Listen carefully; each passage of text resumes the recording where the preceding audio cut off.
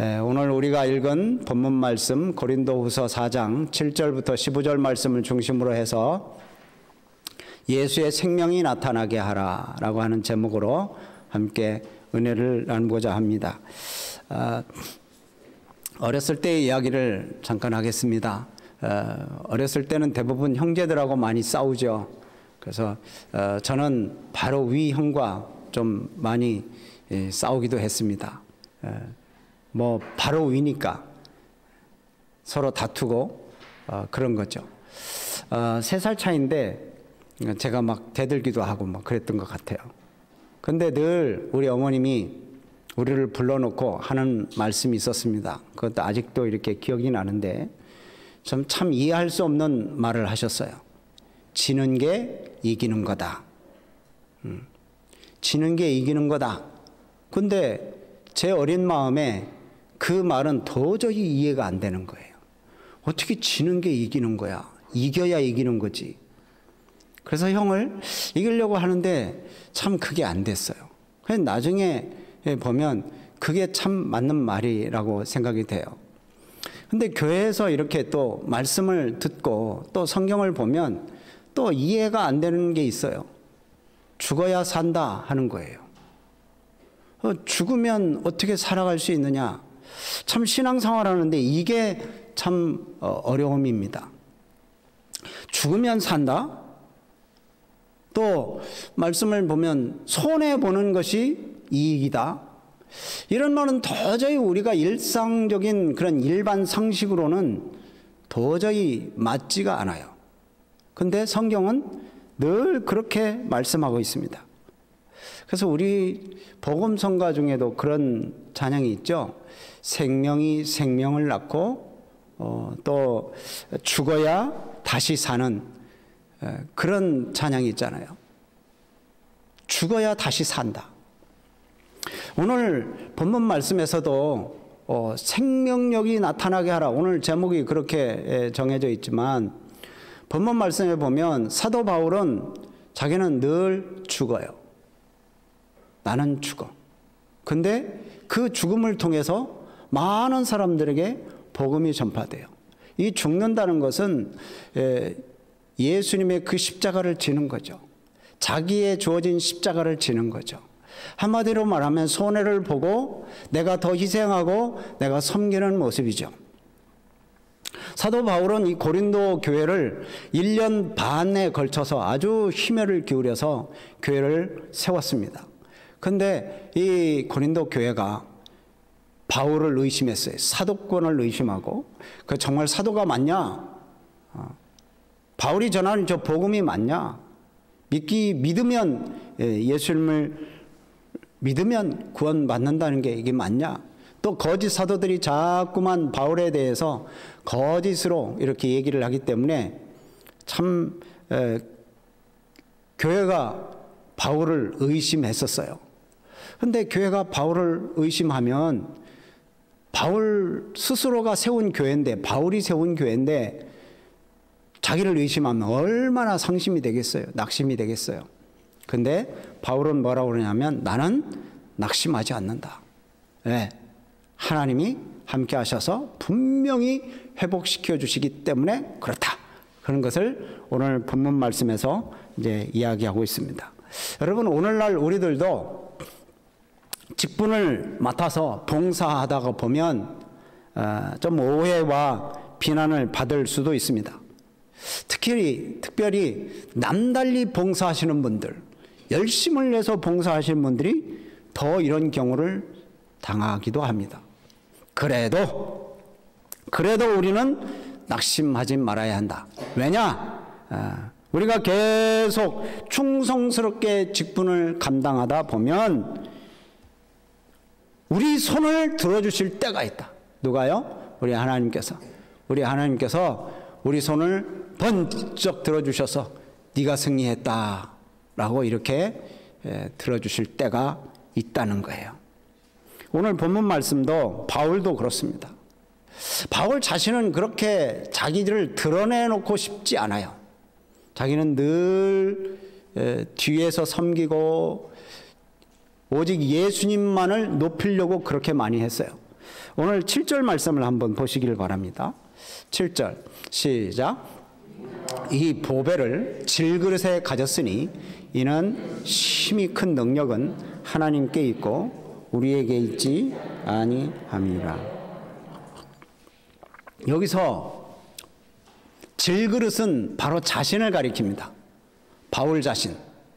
바울 이 질그릇은요, 볼품 없고 그 당시에는 뭐 요즘처럼 자기로 예쁘게 막 그냥 멋있게 만드는 그런 그릇이 아니라 그 당시에는 그냥 투박한 그런 질그릇이에요. 흙으로 만든 그냥 그릇.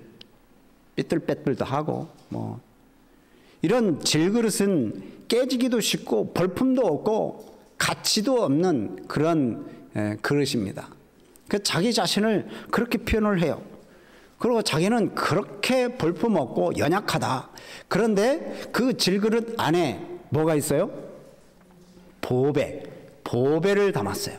예수 그리스도의 생명, 그게 자기 안에 있다는 거예요. 그것은요, 어떻게 보면 자기 자신은 도저히 내세울 자가 아니라는 거죠. 내세우려고 하는 마음 자세가 아니에요. 그러면 누구를 내세우려고요? 여기에 말씀대로 하면 보배를 내세우려고 하는 거예요. 질그릇, 나는 아주 볼품없고 연약한 질그릇인데 그 질그릇에 담긴 보배가 중요하다. 그래서 이제 하나님만 높이 드러내려고 하는 그러한 사람이 바로 이 바울이에요. 그래서 바울이 자기가 뛰어나서 훌륭한 존재가 아니라 이 자기 그릇 안에 있는, 질그릇 안에 있는 보배 때문에 이 질그릇까지 같이 보배롭고 존귀하게 된다는 거예요. 우리도 역시 마찬가지죠. 우리가 귀해서 귀한 게 아니라 우리 안에 예수님이 계시기 때문에, 그 보배가 계시기 때문에 귀한 거라는 거예요. 여러분, 우리는 귀한 존재인 줄로 믿으시기를 바랍니다. 그런데 이렇게 귀한 존재이지만 그 복음을 믿고 그렇게 귀한 존재로 살아가는 우리들에게도 때때로 고난이 있다는 거예요. 바울에게도 그런 고난이 있어요. 예수님을 모시고 살아가는 사람, 예수님의 말씀대로 살아가는 사람, 예수님의 뜻대로, 하나님의 뜻대로 살기 위해서는 고난을 겪을 수밖에 없다는 거예요. 왜? 예수님처럼 살아야 되니까. 여러분, 우리가 예수님처럼 살려면 많이 내려놓고 많이 죽어야 되고 많이 손해보아야 되는 거 아니에요? 그러니까 얼마나 참 고난이 따르겠어요. 그래서 이 사도 바울은 자기의 고난, 복음 전하기 위해서 이렇게 힘쓰는 그런 삶 가운데 여러 가지 고난을 당했다는 거예요. 우리가 생각할 때 복음 전하면, 주의 일을 하면, 열심히 교회를 세우면 뭐 그냥 형통하고 부자가 되고 뭐 세상에서 막 뛰어난 그런 어떤 명예와 권력을 주어질 것 같다라고 생각하지만 그렇지 않아요. 사도 바울을 보세요. 여기 보면 8절 9절 말씀 보면 그가 고백하는 것은 그렇게 고백합니다. 우겨쌈을 당하였다. 복음 전하는데 뭐 우겨쌈을 당해요. 또 답답한 일을 당해요. 8절 말씀이에요. 또 9절 말씀은 이렇습니다. 박해를 받는다. 예. 또 거꾸로 뛸을 당한다. 여러분, 이런 일들을 겪는 거예요. 복음을 위해서 얼마나 사역했는지를 아시겠죠? 복음을 위해서 막 자기 몸을 다, 자기 생을 다 드린 거예요. 근데 여기서 보면 우겨쌈을 당하여도 나는 우겨쌈을 당하지 아니할 줄로 믿는다. 또 답답한 일을 당해도 나는 낙심하지 않는다. 또요, 박해를 받아도 나는 버림받지 않는다. 또 거꾸로 됨을 당하여도 나는 망하지 않는다. 그렇게 고백을 해요. 심한 그런 고통 중에도 결코 낙심하지 않고 좌절하지 않는 거예요. 뭐 하는 일에 있어서요? 주의 일을 하는 데 있어서, 복음 전하는 일에 있어서 어려움을 당하고 있어요. 그냥 탄탄대로가 아니에요. 신앙생활하는 것도 역시 마찬가지입니다. 그래서 바울은 이렇게 고백해요. 고린도후서 1장 말씀을 보면 내가 아시아에서 복음을 전하다가 환난을 당했는데 거기 보면 힘에 겹도록 심한 고난을 당했는데 살 소망까지 끊어졌을 정도다. 여러분 얼마나 고통을 받았으면 살 소망까지 끊어졌다고 그렇게 얘기를 하겠어요. 그냥 죽고 싶은 거죠. 막 차라리 하나님 앞에 가면 더 좋을 것 같은. 그래서 9절 말씀 보면 우리 자신이 사형 선고를 받은 줄로 알았다. 그냥 곧 죽는 줄 알았다는 거예요. 주의 일을 하다가. 그 정도로 이렇게 고난을 당했어요. 그러고 보면 우리가 하나님 앞에 이제 믿음으로 서서 신앙으로 살아가는 것, 우리가 믿는 것도 은혜지만 이 사도 바울을 보면 고난 당하는 것도 은혜예요. 예수님을 믿음으로 내가 진짜 믿음 생활 하느라고 고난 당할 때, 진짜 이것도 은혜이다. 직장 생활 하다 보면 뭐 직장 생활 하는 사람들은 회식이다 뭐다 그리고 술자리도 해야 되고 또 이제 사회생활을 하려면 위조도 해야 되고 거짓말도 해야 되고 그렇게 되더라고요. 근데 그런 것 중에서 진실하게 정직하게 살기 위해서 몸부림치다 보면 너만 잘났냐? 너만 예수 믿냐? 야, 나도 집사야. 그러면서 이제 술도 먹으라고 그러고 막 그러잖아요. 안 겪어보셨죠? 그런 소리가 저한테 들려서. 여러분, 이게 믿는 것이요. 그렇게 쉽지만은 않잖아요. 그냥 말로만 나 예수 믿어. 교회 다녀. 그것은 쉬워요. 근데 진짜 예수님 믿는 삶을 살고 하나님 말씀대로 진실하고 정직하게 살려면 쉽지 않은 거예요. 그러니까 여기 바울은 환난을 당하고 답답한 일을 당하고 박해를 당하고 거꾸로뜨림을 당하고 고난을 당하는 거예요. 그럼에도 불구하고 절망하지 않는다. 낙심하지 않는다. 나는 버림받았다고 생각하지 않는다. 나는 망한다고 생각하지 않는다. 왜냐? 하나님께서 나를 보호하시기 때문에 그렇다는 거예요. 사도행전 16장 말씀을 보면 바울과 실라가 귀신 들린 여종을 고쳐줍니다. 근데 이 귀신 들린 여종을 고쳐주면 좋아해야 될 거 아니에요. 근데 그 집주인들이 그 주인들이 그를 통해서 이제 이익을 얻었던 그런 사람들이 고소를 해가지고 이 바울과 실라가 감옥에 갇혀버립니다. 감옥에 들어가서 바울과 실라가 낙심하고 내가 왜 복음을 전하다가 이렇게 감옥에 들어왔나 신세 타령하지 않았어요. 거기서 어떻게 했어요? 찬송했어요. 기도했어요. 그러니까 하나님께서 함께 하심을 확신한 거죠. 그렇게 되니까 옥문이 열리는 놀라운 기적이 나타나게 된 것입니다. 그래서 옥문이 열려요. 바로 하나님께서 이렇게 보호하시는 거예요.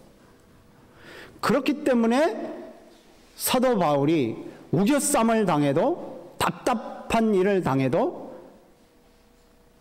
거기에서 좌절하지 않은 거예요. 믿는 사람들은 이런 고난을 당하는 것은 의미 없는 고난이 아닙니다. 그 일을 통해서 하나님의 큰 능력을 체험할 수 있는 그런 놀라운 기회라는 거예요. 여러분 그냥 내가 왜 고통당하지? 내가 왜 이렇게 손해봐야 되지? 이렇게 생각하시면 안 됩니다. 그때 하나님의 놀라운 기적을 체험할 수 있는 기회다. 그래서 사도 바울은 이렇게 고백을 합니다. 4장 10절 말씀을 우리 같이 읽어봅니다. 시작. 우리가 항상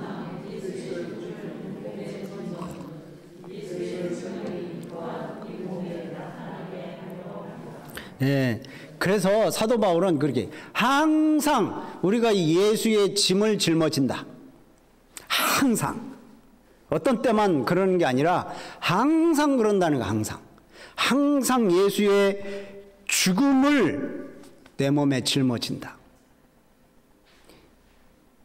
우리는 예수의 이 죽음을 항상 짊어지고 계십니까? 예수의 죽음을 짊어지는 사람, 그 사람은 여기 보면 예수의 생명이 또한 우리에게 나타나게 하려 함이라. 예수님께 속한 생명이 우리에게 나타난다는 거예요. 부활의 생명이 나타나는 거예요.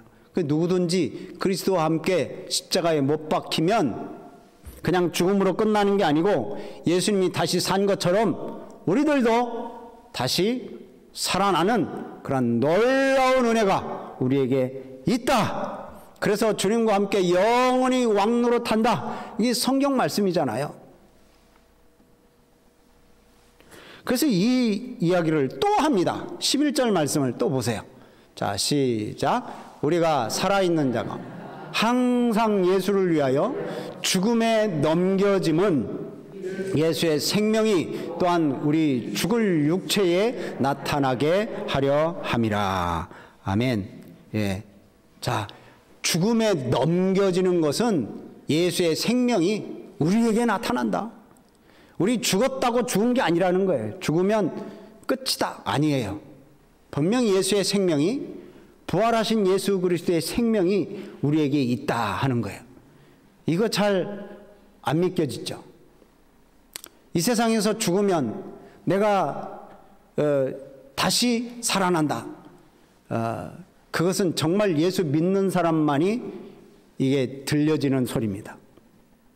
예수 믿지 않으면 내가 죽으면 뭐 또 살아.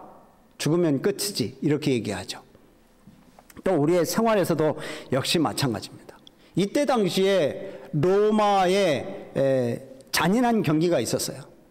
예수 믿는 사람들을 굶주린 사자굴에 던져넣는 거예요. 그래서 그 예수 믿는 사람들이 다 죽어가는 모습을 보면서 막 희열을 느끼는 그러한 아주 잔인한 경기, 그런 잔인한 경기를 했었어요. 그 잔인한 경기 속에 순교당하는 우리 성도님들이 아주 많았죠. 처참한 이 죽음의 원인이 뭐예요? 죄를 져서 그런 게 아니에요. 예수님 믿었기 때문에 그래요. 그리스도에 대한 신앙, 예수님에 대한 믿음, 그것 때문에 사자굴에 던져지는 거예요. 그래서 여기 바울은 그런 것을 염두에 두는 거예요. 우리가 항상 예수를 위하여 죽음에 넘겨짐은 우리 몸에 예수의 생명이 나타나게 하려 한다. 그러니까 우리는 죽으면요, 우리에게 생명이 있다는 거예요. 제가 처음에 말씀드린 것처럼 지는 게 이기는 거다. 이거 잘 이해를 못 하시는 거예요. 예수 믿는 사람은 지는 게 이기는 거예요. 예수 믿는 사람은 죽는 게 사는 거예요. 이해하고 계시죠? 네, 아멘이시죠? 그런데도 우리는 손해보려고 안 해요. 그런데도 우리는 지려고 안 해요. 그런데도 우리는 죽으려고 안 해요. 안 죽어요. 여러분, 예수님이 죽으셨기 때문에 부활하신 거지, 안 죽으셨으면 부활할 수가 없어요.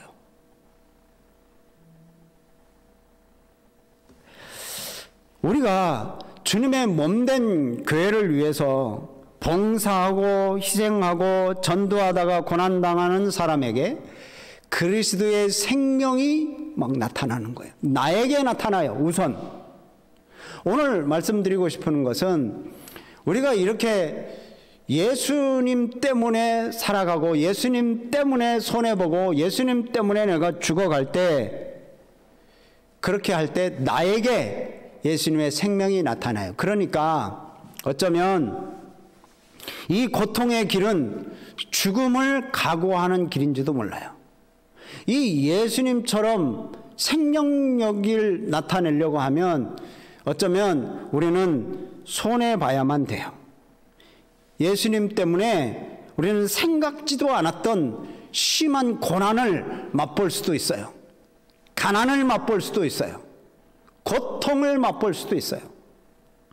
그럼에도 낙심하지 않을 수 있는 것, 그것은 바로 고난이 주는 유익이 있기 때문에 그렇습니다. 십자가를 지면 우리에게 유익이 되는데, 첫 번째로는 오늘 이 본문 말씀처럼 나에게 유익이 되는 거예요. 나에게 예수의 생명이 나타나기 시작하는 거예요. 손해보지 않으면, 십자가와 함께 죽지 않으면 나에게 생명이 없다는 거죠. 두 번째로는 주변 사람들에게 그 생명이 나타납니다. 내가 죽으면. 한번 보시죠. 12절 말씀입니다. 12절 시작.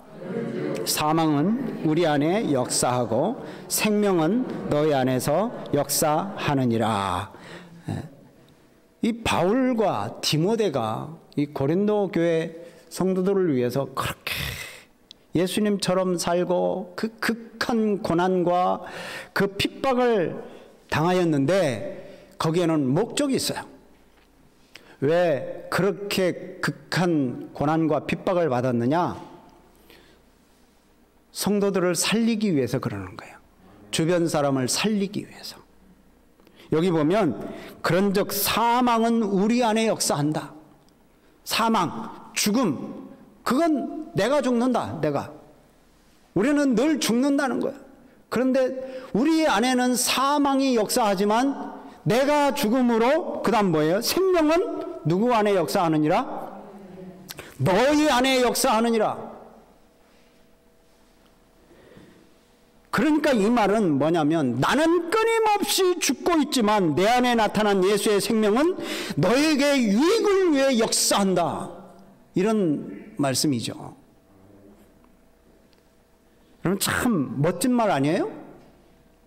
사망은 내 안에 역사하고 생명은 너희 안에 역사한다. 여러분, 참 이 말을 참 되게 멋진 것 같아요.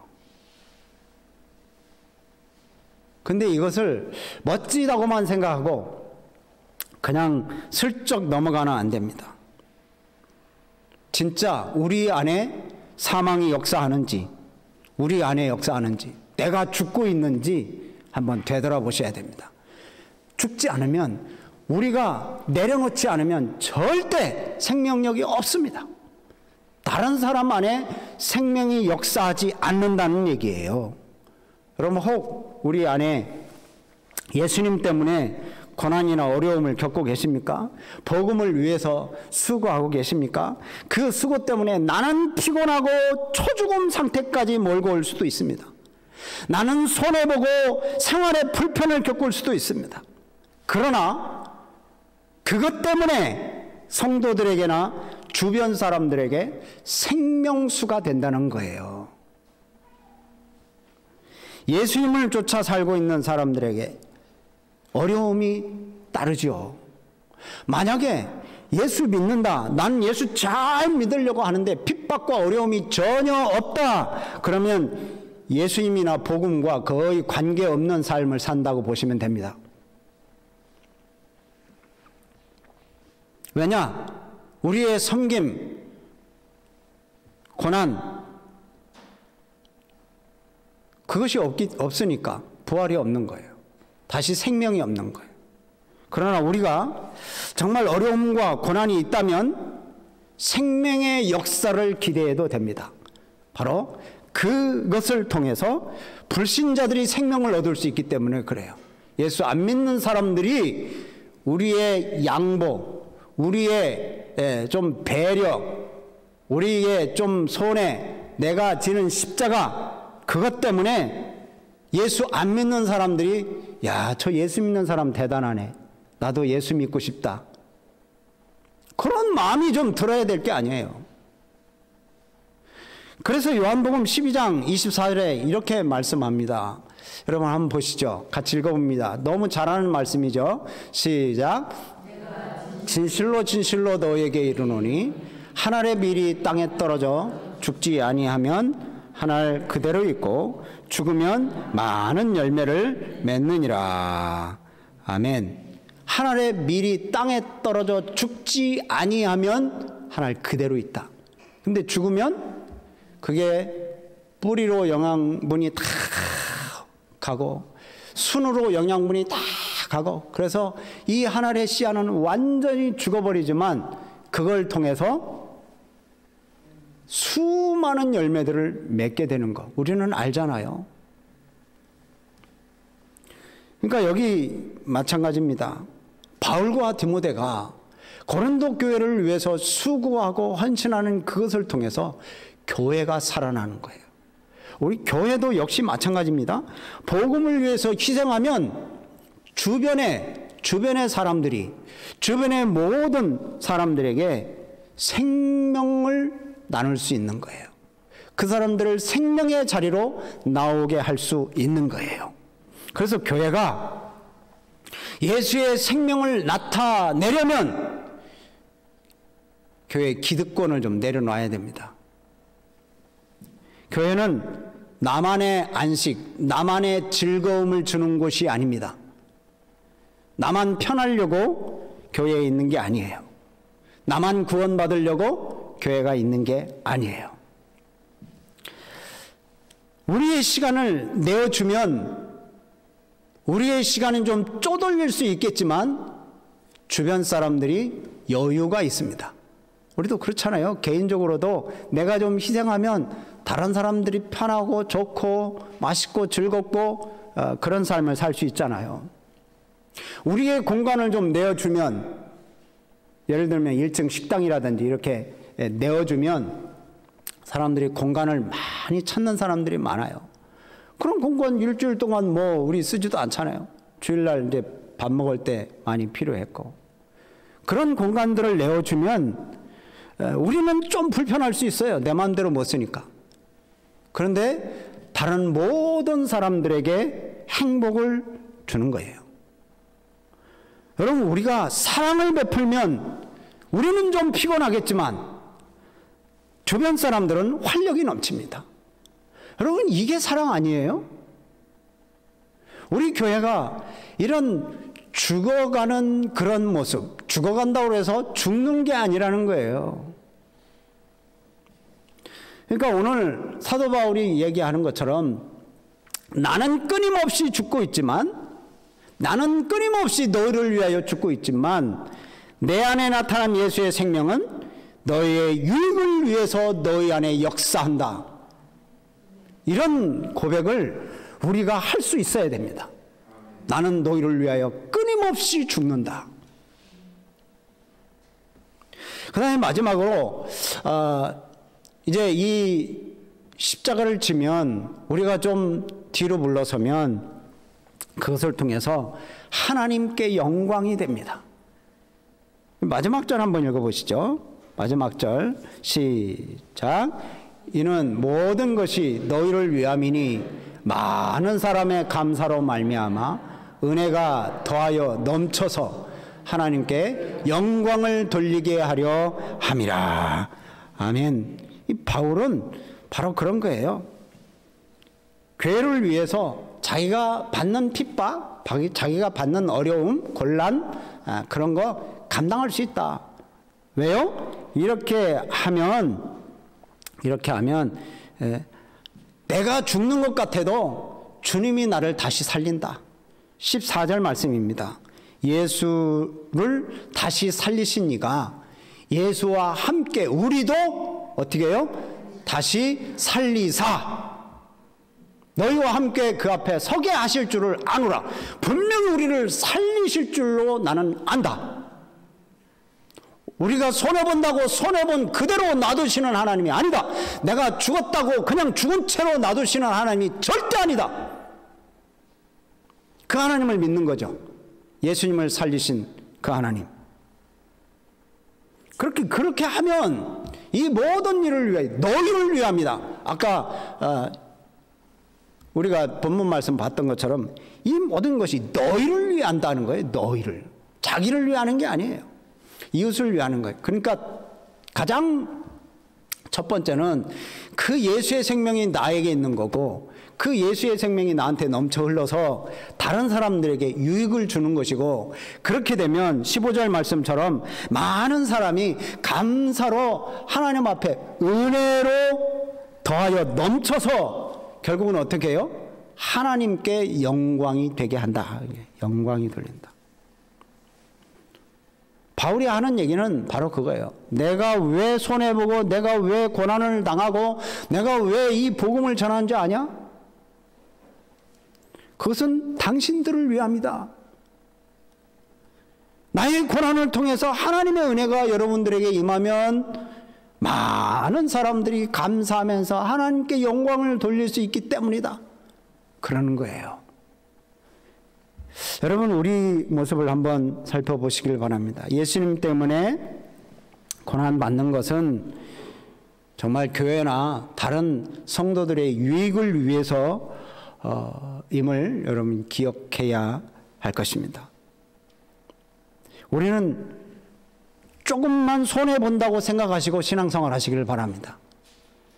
좀 더 내가 내려놓는다라고 이렇게 생각하시고 신앙생활을 하시기를 바랍니다.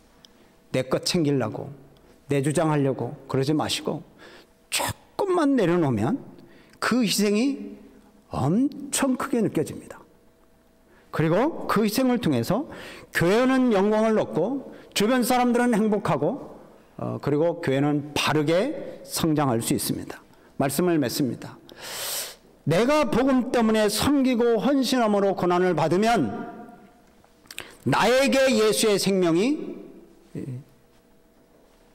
생겨나고, 또 내가 복음 때문에 십자가를 지고 가면 주변 사람들에게 예수의 생명이 나타나게 됩니다. 그리고 또 믿음으로 살다가 내가 죽는다 해도 하나님이 우리를 버리지 않으시고 살릴 것이고, 또 우리를 통해서 하나님이 영광 받으실 줄로 믿으시기를 바랍니다. 그러면 예수의 생명이 나타나게 하려면 그럼 어떻게 해야 되느냐? 예수의 생명이 주변 사람들에게 나타나고 나에게도 나타나고 교회도 나타나서 하나님께 영광 돌리려면 우리 십자가를 져야 돼요. 십자가. 좀 내려놓아야 합니다. 손해 봐야 합니다. 손해 절대 안 보고 내려놓지도 않고 십자가도 안 지고, 그래서 교회가 영광이고 하나님께 영광 돌리고 주변 사람들에게 생명이 나타나려고 하면 그건 오산입니다. 시간을 들여서 복음을 전해야 되고, 그래야 예수 그리스도의 생명이 넘치는 거예요. 가만히 있으면 안 됩니다. 십자가의 길을 가면서 십자가의 짐을 져야 됩니다. 그래야 교회가 안정이 되고 부흥합니다. 주님은 이 시대에 그런 일꾼들을 찾고 계십니다.